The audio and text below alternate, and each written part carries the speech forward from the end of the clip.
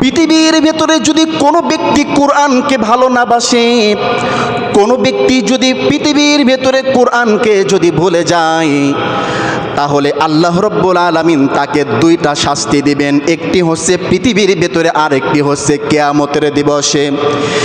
কোরআনকে ভুলে যাওয়ার জন্য পৃথিবীর ভিতরে ওই বান্দাকে, ওই বান্দিকে, ওই সংসারের ভিতরে যে শাস্তিটা প্রথম দিবেন সেটা হচ্ছে তাদের সংসারের ভিতরে সর্বদা সময় অভাব অনাটন লেগে থাকবে। এখন আপনি বলতে পারেন, আমি তো প্রতি মাসে 50,000, 60,000, 1 লক্ষ টাকা ইনকাম করি, তারপরেও তো শান্তি নাই। কেমন করে বোঝাই শান্তির জন্য কি প্রয়োজন? শান্তির জন্য অর্থের প্রয়োজন না, শান্তির জন্য আল্লাহ রব্বুল আলামিনের বরকতের প্রয়োজন। রিক্সা চালক 300, 400, 500 টাকা ইনকাম করে, তার জীবনে শান্তি আছে। প্রকৃত শান্তি সেইটা যে সারাটা দিন পরিশ্রম করার পরে রাতের প্রথম অংশে বালিশে মাথা দেওয়ার সাথে সাথে ঘুম চলে আসবে, কোনো টেনশন থাকবে না। এটাই হচ্ছে শান্তি। ঠিক কোরআনকে যে ব্যক্তি ভালোবাসবে না, তাদের প্রথম যে ক্ষতি হবে, অর্থ উপার্জন থাকবে কিন্তু সংসারের ভিতরে বরকত থাকবে না।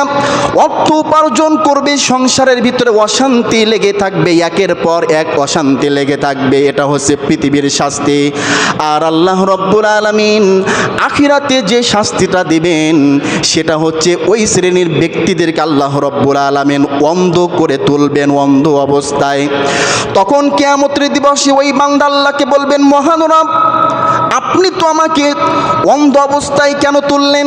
পৃথিবীর ভিতরে তো আমি চক্ষু বিশিষ্ট ছিলাম, আমি তো চোখে দেখতে পাইতাম, কিন্তু আজকে তো আমি কিয়ামতের দিবসের কোনো কিছু দেখতে পাই না।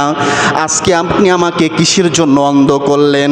তখন আল্লাহ রব্বুল আলামিন বলবেন, বান্দা, পৃথিবীর ভেতরে তুমি আমার কোরআন থেকে মুখ ফিরিয়ে নিয়েছিলে, কোরআনকে ভালোবাসো নাই, কোরআন কখনোর জন্য শেখার চেষ্টা করো নাই, কোরআন কখনোর জন্য শেখার জন্য পরিশ্রম করো নাই।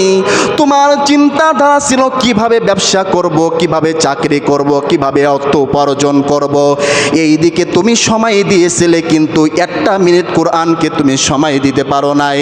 এই কোরআনকে সময় না দেওয়ার কারণে আজকে তোমার যদি জাহান্নামেও যেতে হয়, তারপরও অন্ধ অবস্থায় তোমাকে জাহান্নামে যাওয়া লাগবে, অন্ধ অবস্থায় তোমাকে জাহান্নামে যাওয়া লাগবে।